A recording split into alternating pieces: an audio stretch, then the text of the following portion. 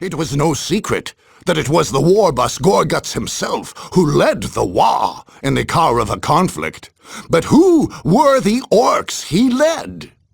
Imperial records indicate that these Orks had always been in Kaurava, going back at least a millennium. It seems that when Gorgutz arrived, they welcomed him as a long-awaited hero. These rugged Kauravan Orks had sometimes overrun the system's 4 planets, and sometimes been beaten back to their secret stronghold in the Rockclaw Mountains. There had never once been a successful attempt to breach the vast hideout there, and the Orks believed there never could be. But in the past, these Orks had always retreated to this place in great numbers at the first sign of defeat. Gorgutz saw such behavior as un-Orky. He insisted that you had to take a bolter round or 2 if you wanted to win. And Gorgutz lived only to win. Gorgutz's strategy meant that the Ork stronghold was not invincible. But this did not mean that it was undefended. Reaching the lair was one thing. Penetrating its defenses was entirely another.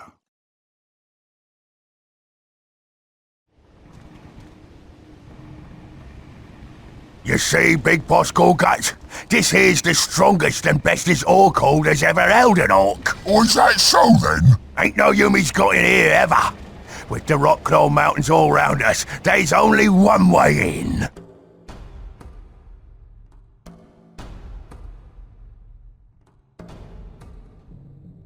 Even if there was to get in, they'd have all the boys to face. Oh, and the knobs, and the tanks. Then there's the squig-offs.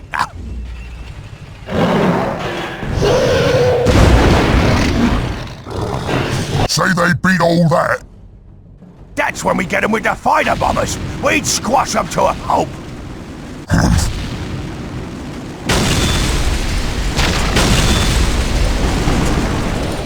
We got watchers watching day and night. Nobody but an Ork gets close to us without we see them and crush them to smithereens. Boss! Boss! There's enemies in the camp! What? In the camp?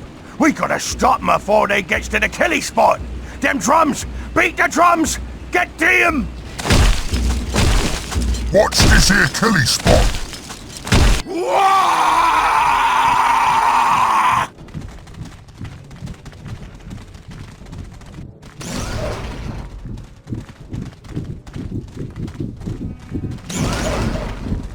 Beat the drums!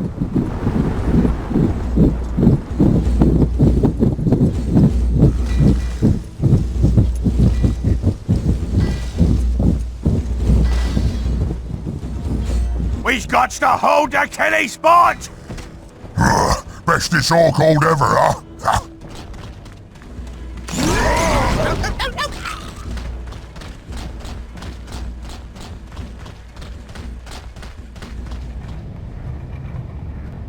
Get it, boys! Smash them good! Show them the Orks is the best!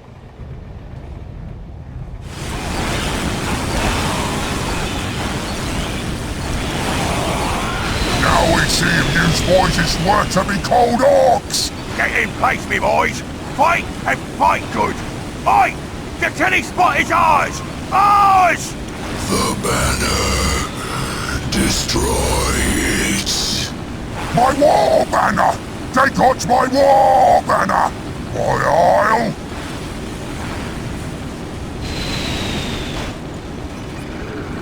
Ah! They got themselves the killing spot! What's so special about this killing spot of yours? Just take it back! You try getting it back! You watch your mouth there, you pimply grot! I knew today was gonna be special! The bombers. Never get in here, you says! You'll see! The Rockclaw boys will stomp them good! That's so! We got tricks we ain't showed yet, we do! You just watch us!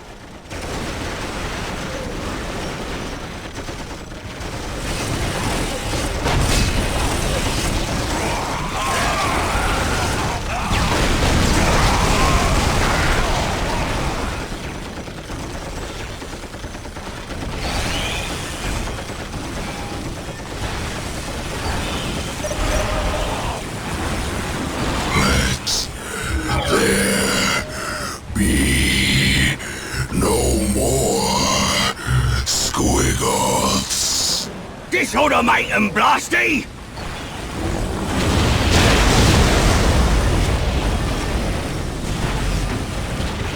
Oi! Them's me special guard boys! Oh! They keep squashing everything they get to! Get 'em! Whoa!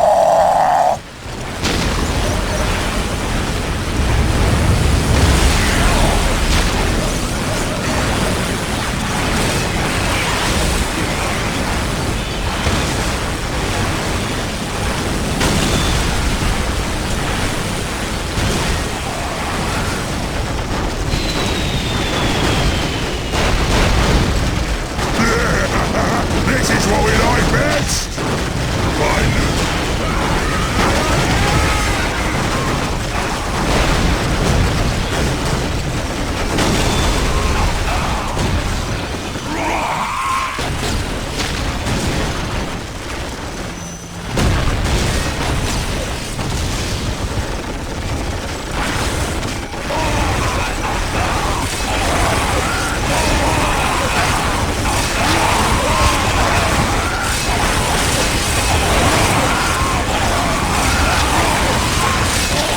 My Ork! My beautiful Ork!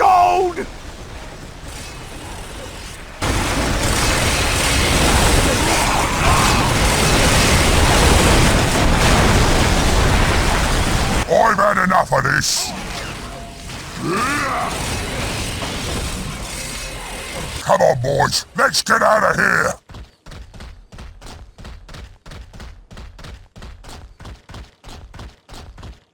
Under the war banner of war boss Gorgutz and Unter, the Orks of Kaurava had proved themselves tough, capable warriors. Their numbers, brute strength, and tenacity could not be overestimated. Neither Gorgutz nor his army, however, were prepared for the deathless legions of the Necrons. Undaunted by the fearsome reputation of the Orks, the Necron shadow swept in on the Rockclaw Mountains. They coursed through the mountain paths and poured into the ancient stronghold sacred to the Kauravan Orks, which had never before known intruders. Although the Orks fought bravely, and many who died that day should have been sung heroes, all fell, crushed beneath the flood. This decisive battle spelled the end of the Kauravan Orks. The Necron methodically hunted every last Ork down. Strangely, several reports suggest that an Ork rocket blasted off from the Rockclaw Mountains, just at the moment of the Necron victory. Still, even if Gorgutz were aboard this rocket and made it to safety, the Kauravan cause was lost for the Orks. Once, in another age, the Necrons had fought a great war in the Kaurava system and lost. Awakened again, so many millennia later, they found new, strange, and terrible armies around them. This time, however, profiting from the confusion of the living, they would not be denied victory.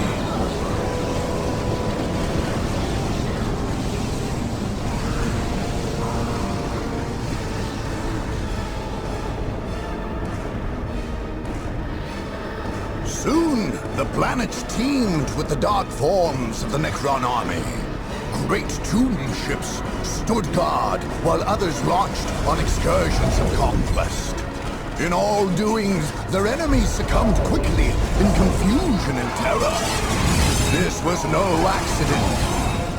Where the Kauravan Necrons went, their god, the Great Deceiver, ever clouded the minds of their foes.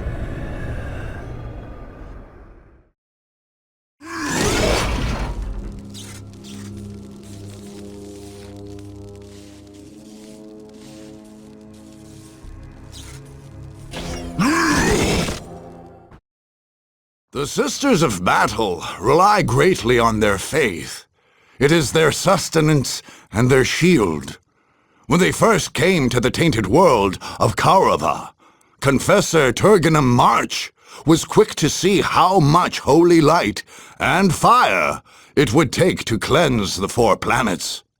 He therefore brought the living Saint Anais and placed her in their primary bastion in Sama on Kaurava 1.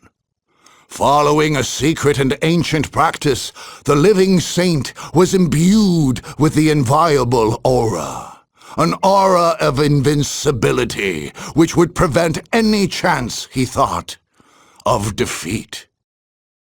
Guarded at the last by this inviolable aura, the Sisters of Battle marched with great surety. Who, in truth, would dare oppose them? What adversary could faith and fire not sweep from before them? In the face of chaos and vile aliens, the Sisters of Battle merely redoubled their fervent prayers and penances and fought on. They came to believe that glorious victory was the only outcome. The idea that any would dare attack their mighty bastion was unthinkable. The possibility that their bastion could fall beyond belief.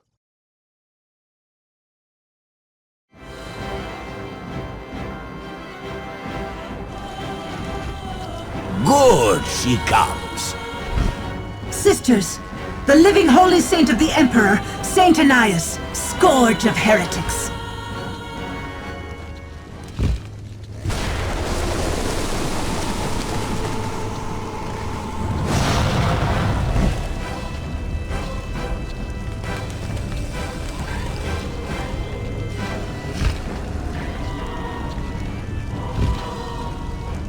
Now, in the name of the Emperor!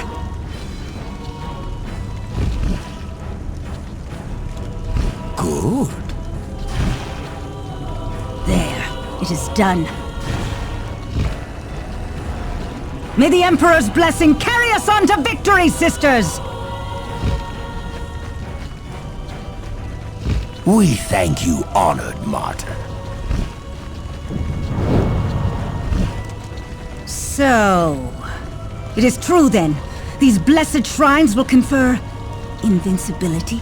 Indeed, within each shrine lies a true and sacred relic of the ecclesiarchy.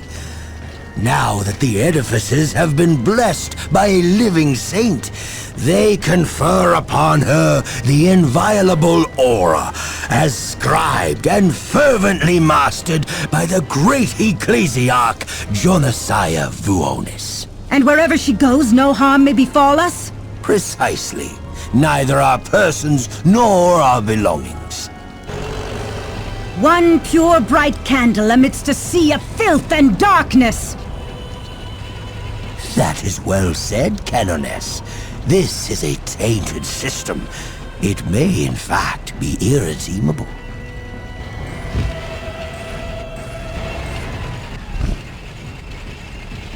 Then we shall purge it with fire. I have yet to find a cinder that was not faithful in its praise of the Emperor.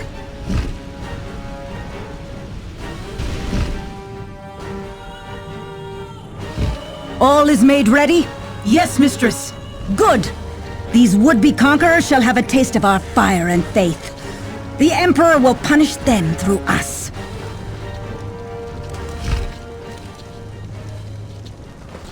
Steel yourself, my sisters.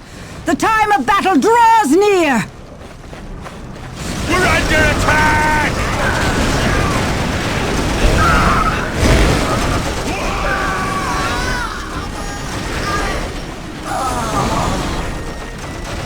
War boss! Me and some boys saw where the Bernie Yumis came from. There's a base, and it's real close. Let's stomp it!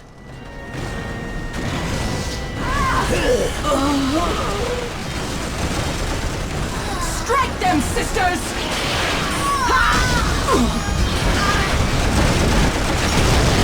They think themselves mighty, but our devotion grants us strength beyond the scope of mortal arms.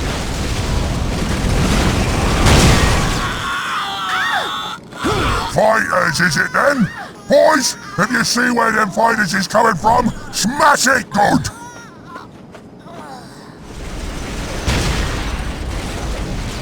Let's leg it! That's where the fighters is. Wreck it for the Orks! We're under attack! They strike at our convents! We are not yet short of the faithful and ready for battle!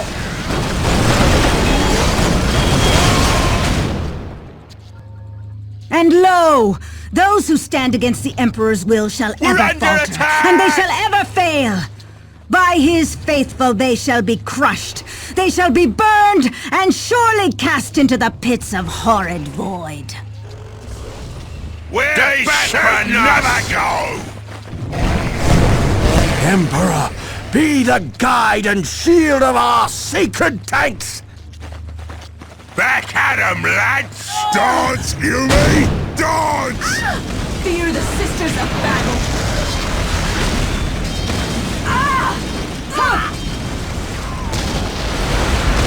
We're under attack! There's too many of them!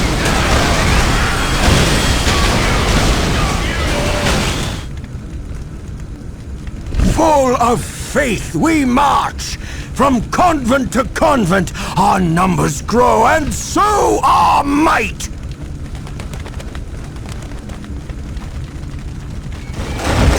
Unworthy fools! You shall not harm this holy place! We're It is true, under then. attack! These blessed shrines will confer invincibility. And wherever she goes, no harm may befall us? Precisely. Neither our persons nor our belongings. I love the sound of me shooting, don't you? Sisters, our foes have shattered 2 of the shrines. We must defend the remaining 2 to our last pious breaths!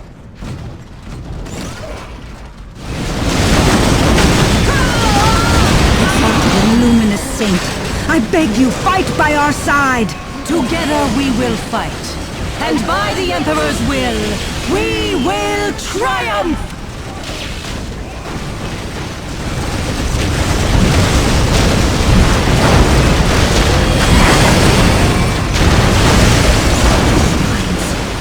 In ruins!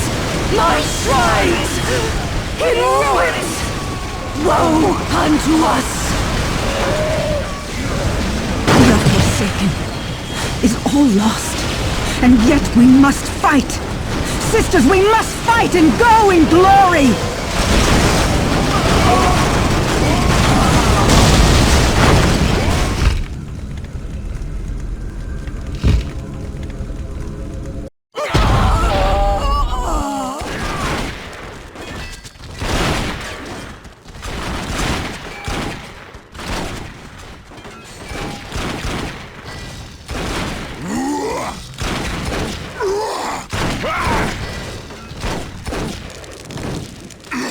Sisters, we must go as martyrs! We must go in flames!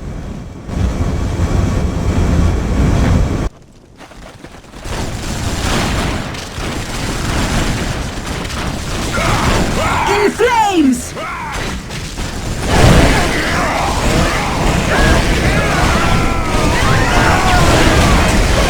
Stomp on flat!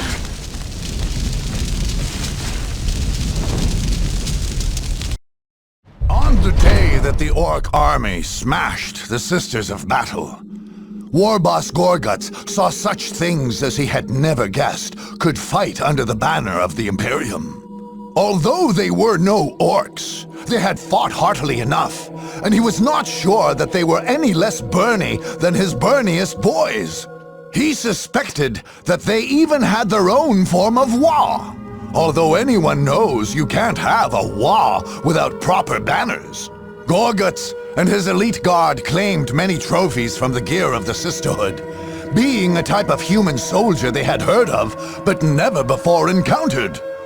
For years to come, the formidable war boss was obsessed by the winged flight of the living saint, who had fought him, going so far as to ask his best mech boys to see about making him wings of a similar kind.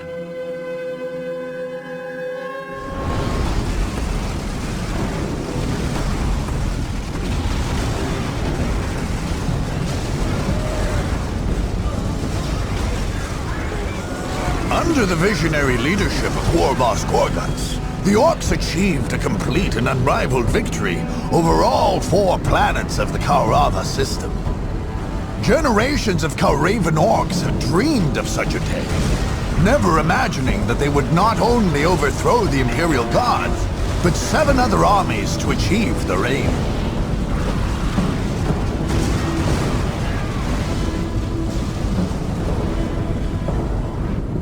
All Kaurava was soon overrun and teeming with Orks.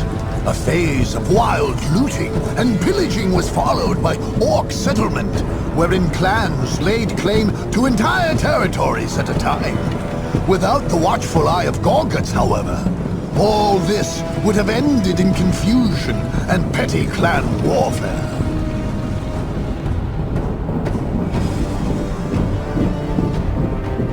Gorgutz had other greater plans. The 4 planets of Kaurava were to be turned to this purpose. Mines yielded valuable metals, and fields of Orkish factories produced everything required for a proper campaign of galactic conquest. A great war, staged from such an excellent platform and supplied with such resilient, war-worthy Orks. How could such a war result in anything but great victories and greater glory? They hailed the mighty leader, War Boss Gorgutz, Lord Al Kaurava.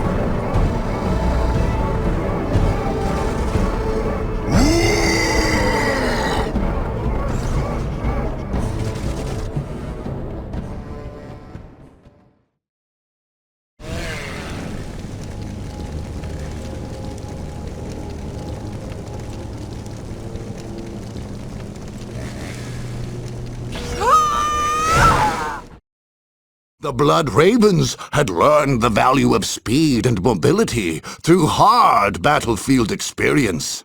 Force Commander Boreale, who had studied under the famed Commander Angelos, sought to make his reliance on stationary defensive structures as small as possible. Therefore, rather than build up the Space Marines' Central Command, entire companies were reserved in the fleet above Kaurava II. These would be ready to deep strike with deadly speed into any territory, including the Blood Raven's own headquarters. If attacked by an enemy, drop pods would cover the Marine stronghold in a steely, thunderous hail, swarming the Space Marines' enemies with super soldiers and dreadnoughts. Force Commander Boreale was sure of his plan. His greatest weapon was, after all, the superiority of the Space Marines themselves. Who could weather such a rapid and devastating defensive tactic?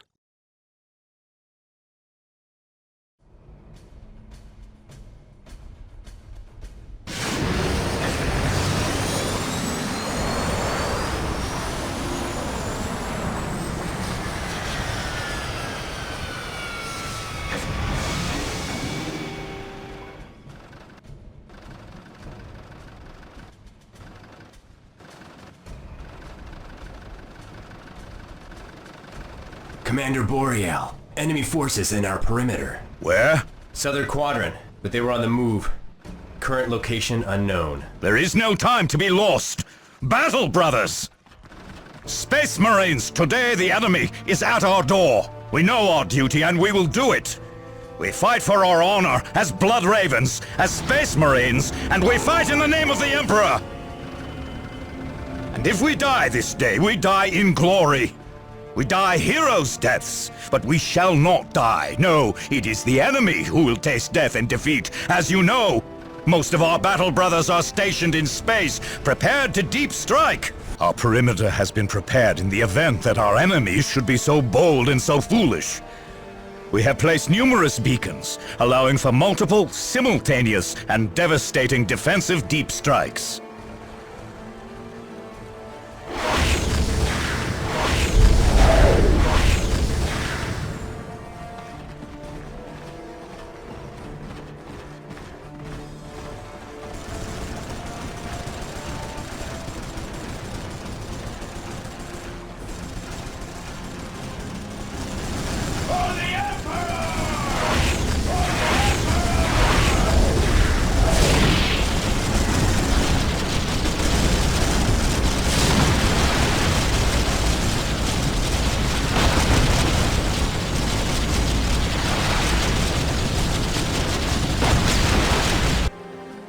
Codex Astartes names this maneuver Steel Rain. We will descend upon the foe. We will overwhelm them. We will leave none alive. Meanwhile, our ground forces will ensure the full defense of our headquarters. We are the Space Marines. We are the Emperor's Fury.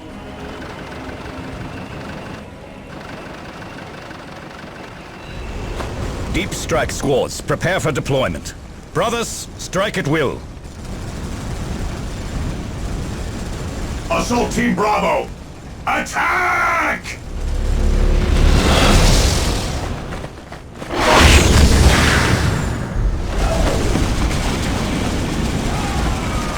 We have lost one of the deep strike beacons, sir. Yes, we have.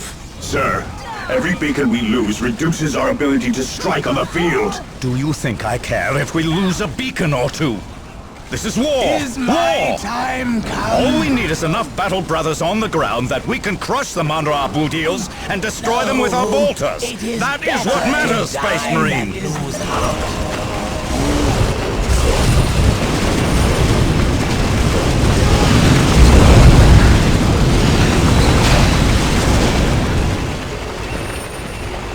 Sir, we have lost nearly half of our deep strike beacons. Damn.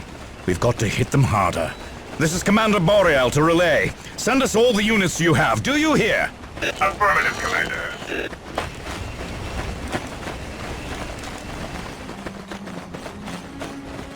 Ready to fight. This is where their rhino transports come from.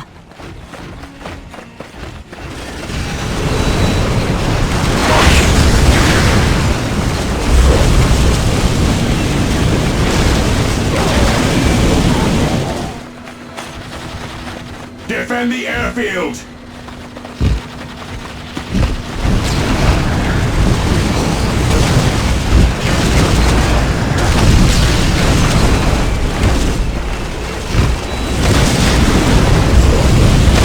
Land Raider has entered the battle!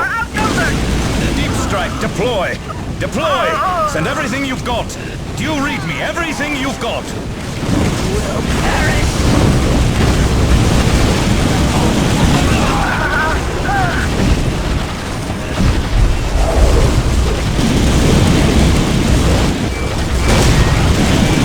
Fire the orbital bombardment, immediately! Fire! We are Space Marines! If we are to die, our enemies will die beside us! Yeah!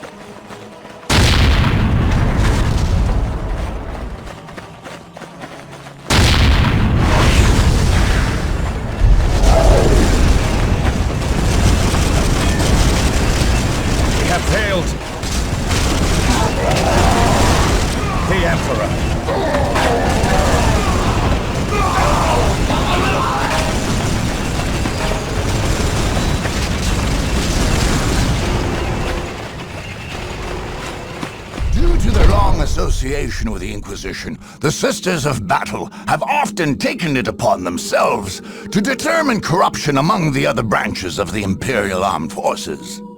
After witnessing the prevalence of chaos in the Kaurava system, Confessor Triganum March advised Canoness Agna that any refusal to cede authority to the Sisterhood was clear evidence of heresy.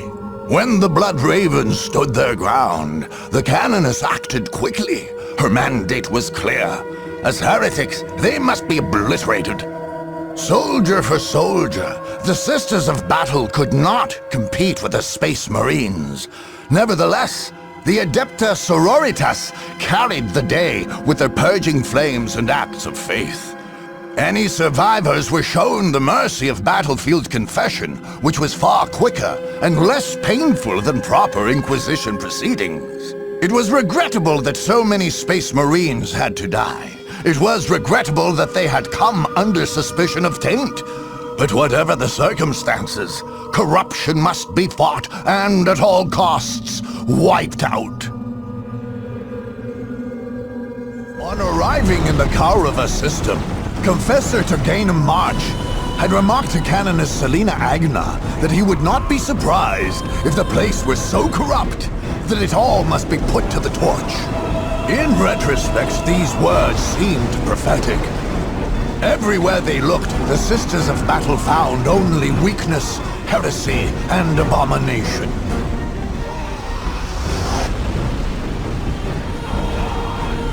Chaos had nearly devoured the entire system, beginning with the fourth planet. Added to this was the warp storm, which had vanished shortly after the defeat. It hardly seemed likely that any Imperial Guard or Space Marines could have avoided corruption in such circumstances. Although tragic, it was necessary to perform a field inquisition and purge every one of them. When the Sisters of Battle had finished their cleansing, the star system was officially dedicated to their order. Relics of their great victories during the Kaurava conflict were placed in the founding of 6 great ecclesiarchal cities, each devoted to one of the orders militant of the Sisterhood. Pilgrims journeyed from across the galaxy to these retreats, and many millions of sisters gathered there for prayer and preparation in the bastion of Holy Kaurava.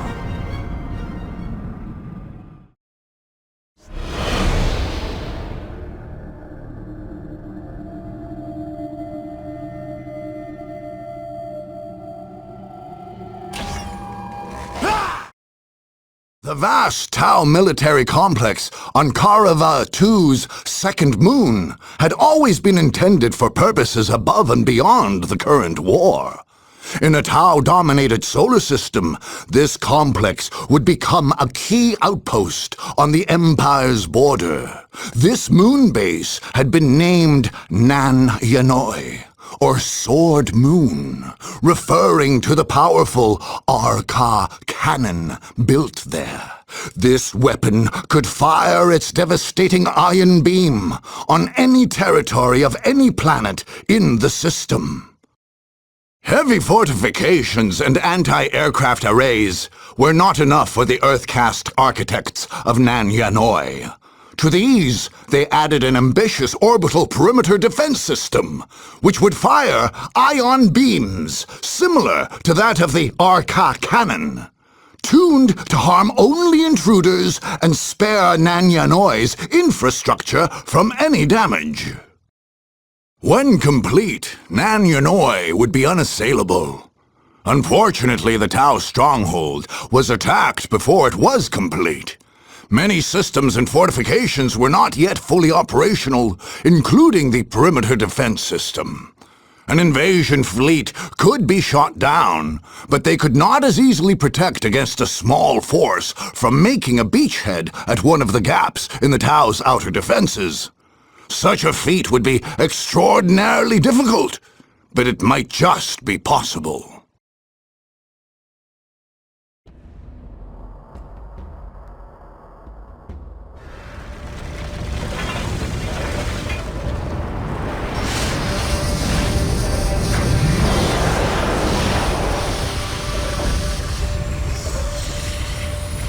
We welcome your gracious presence, Aun Royu.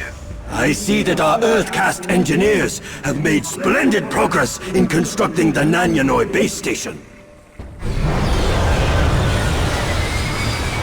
Yes, Your Eminence, it is nearly complete. There are only a few gaps remaining in our perimeter defenses, and they are heavily guarded until our orbital defense system is fully operational. Setting stabilizers. Ready to fire. Excellent! And this Arca cannon you have built, quite a marvel, as I understand it. Indeed. From this moon, we can fire on any habitable territory in the Kaurava system. Do you wish to inspect it yourself? It harms only advanced life forms, thus avoiding damage to structures and plant life.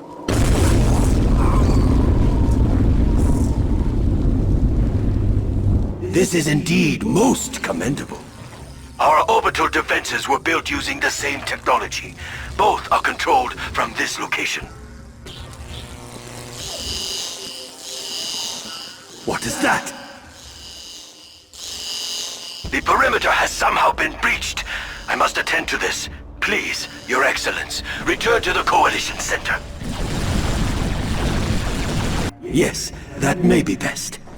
Dispatch Pathfinders, locate the source of the breach, and see that they do not gain entrance and establish a foothold. Notify all Fire Warriors and Crute Carnivore squads.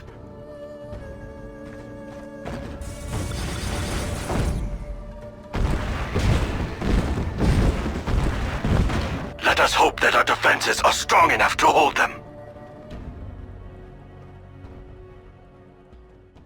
Blood Ravens, our objective is to establish a foothold. We will have to blast through these perimeter defenses and quickly. We are under attack! Fire Warriors, hold your ground! We must hold them back for as long as possible!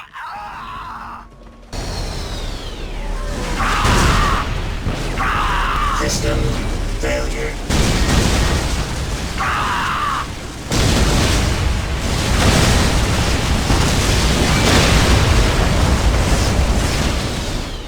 This is Force Commander Boreale to Central.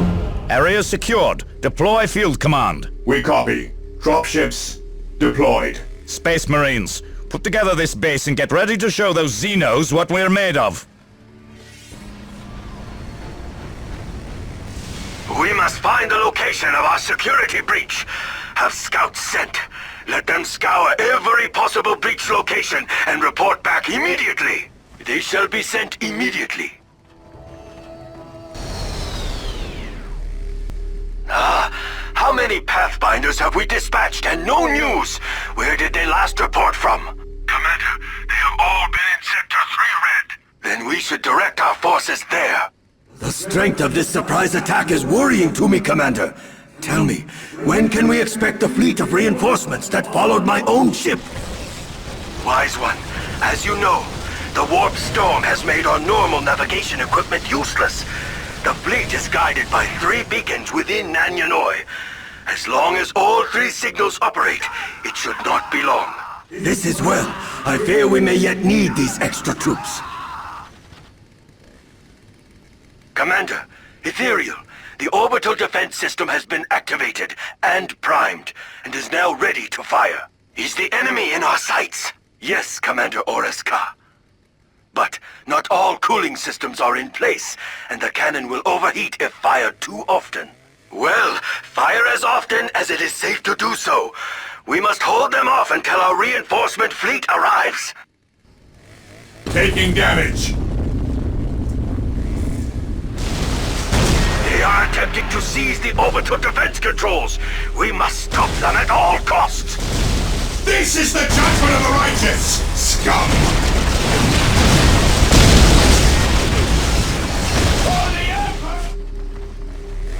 Securing objective. They have taken control of the orbital defense system. They use our defenses against us. It must be retaken. See to it. We are taking damage!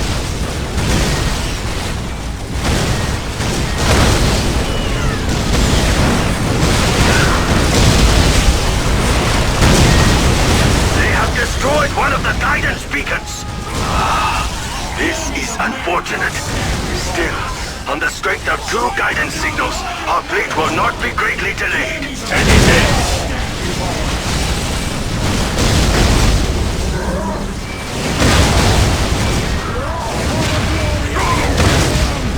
All sinners fear the Emperor!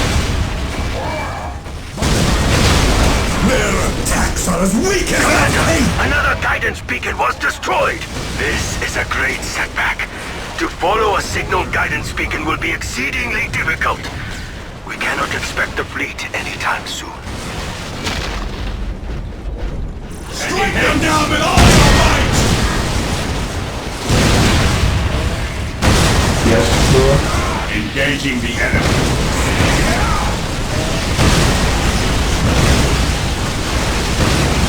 All 3 guidance beacons taken out! Commander, is all hope lost? We will receive no reinforcements. Without a signal, the fleet must turn back. We must defeat the enemy as we are.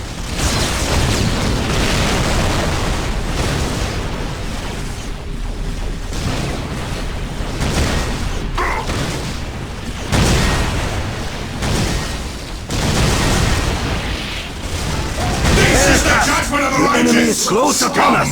We require your assistance! This is our last chance! Strike at the coordinates I give you, and do not hold fire for any reason! Coordinates received. We will commence at once. Oh, shit has been the Emperor's wrath! Oh, shit has been the Emperor's wrath! Don't let the fray get away!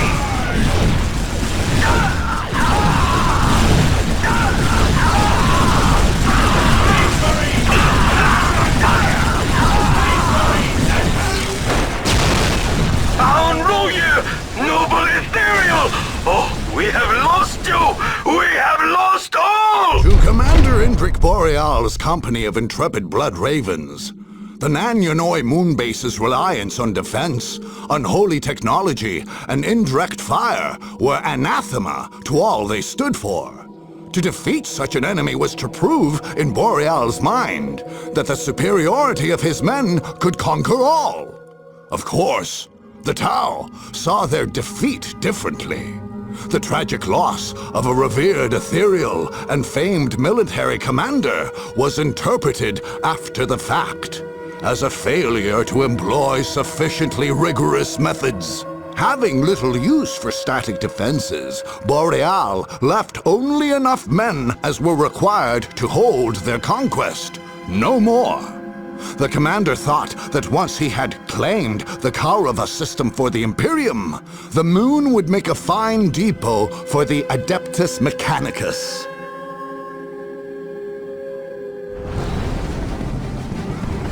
It was no surprise that only the likes of the Blood Ravens should prevail in a battle so hard-fought and entrenched as the Kaurava conflict had proved.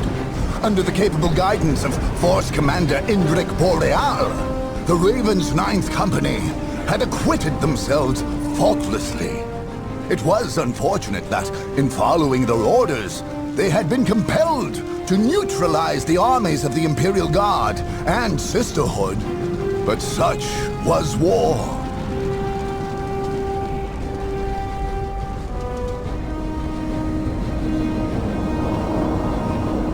Without doubt, the finest hour the Blood Ravens had known was the triumph over the vile forces of chaos.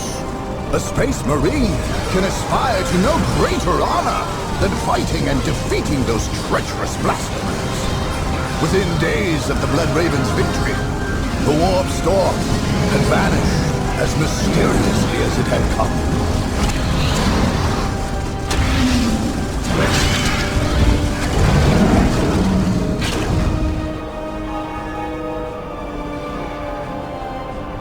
After the war was won, a new fortress monastery was founded in the lands of solitude. That territory was given a new name, Boreale. Meanwhile, fresh Imperial Guard troops were brought to the Kaurava system to constitute a new and better regulated planetary defense force.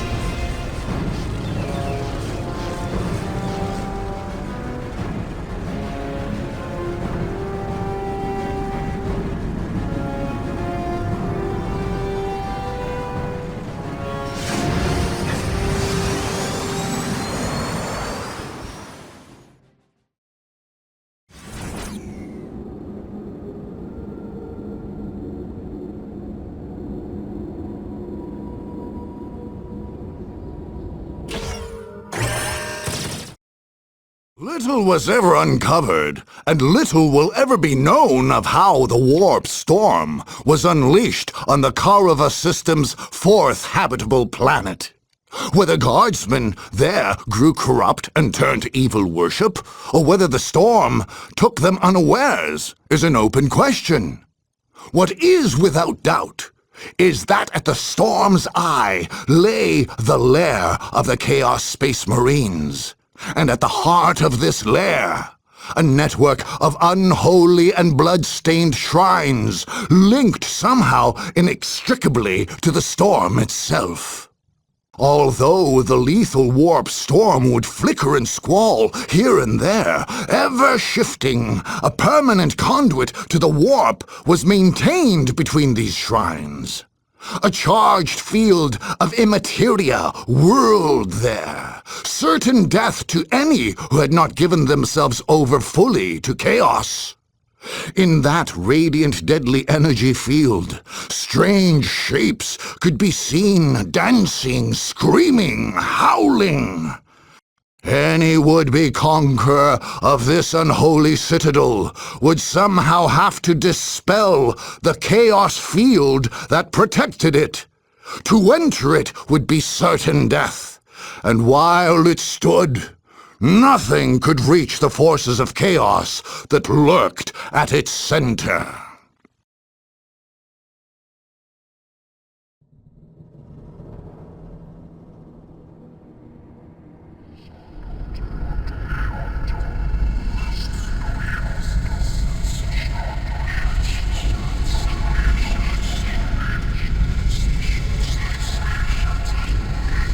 They come! They come! Yes, we feel them. They approach. Their blood shall flow at our feet. Blood for the blood god! Yes, we shall slake our thirst for death, for chaos, for terror, yes! They draw near. Let them come. The very ground will poison you. Demons will appear from the warp when your back is turned. And we shall lash out from every direction, and yours shall be the cries of death and horror.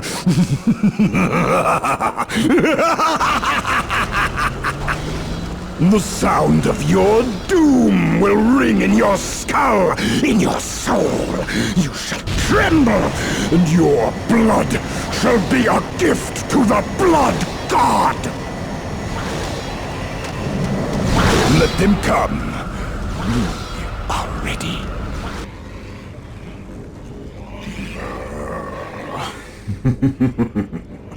They're preparing to march to their doom.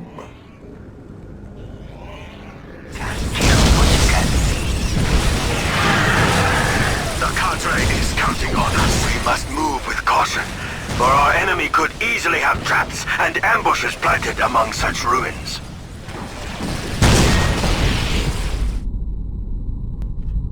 Behold this shrine of chaos.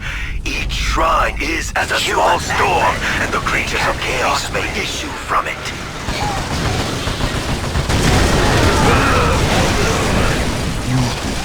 Shrine sap my strength. I am strong, for here the warp is strong. Human madman. Power. They can't be reasoned with. And you shall die.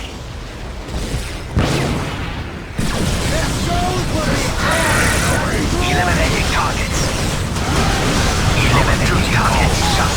Smite them, Korn! Smite them, my god! We must Take away retreat. the shrines we made for you. How can you let them up?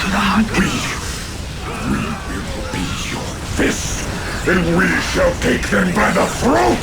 Yes! Yes, we will!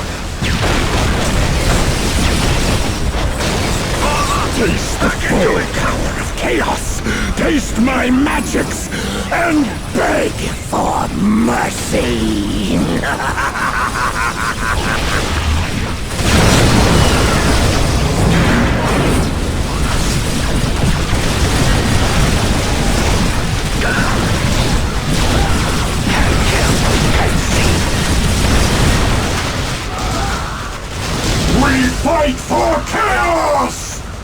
Slay the enemy!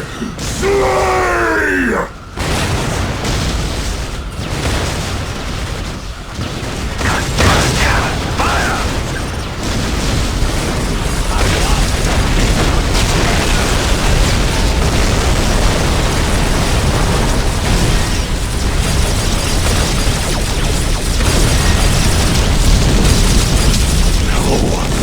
No!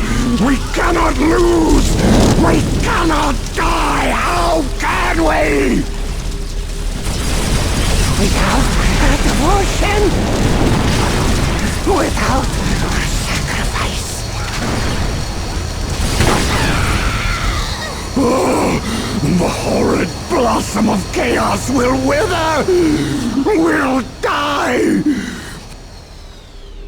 This world is slipping from our grasp.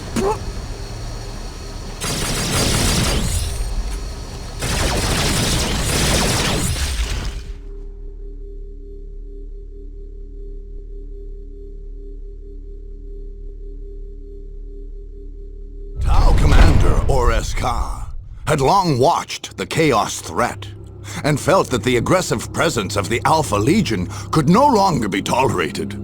The promise of Kaurava as a new and important sept in the Tau Empire was too enticing to permit such a threat to remain. All the ordered military strength of the Tau was brought to bear on the peninsula of Isolde. The Chaos Space Marines, though fearsome warriors, buckled beneath such a constant and unswerving assault.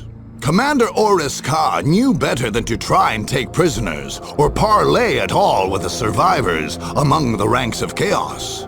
Instead, his army removed itself for the powerful Arca cannon to fire repeatedly on the defeated stronghold until it was certain that no life could possibly remain there.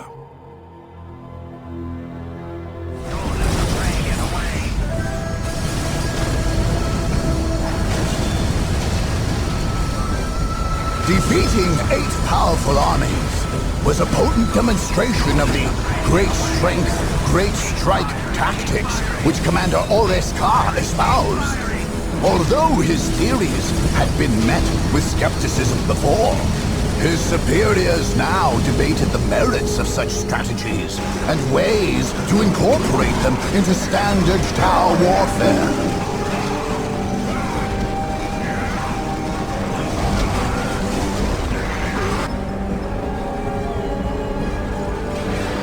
With the Kaurava conflict definitively settled, Commander Orks' first cautious step was to complete and upgrade the defenses of the Nanyanoi stronghold. Meanwhile, the Warp Storm, which was the purported reason the Tau had entered the Kaurava system, silently folded in upon itself and vanished.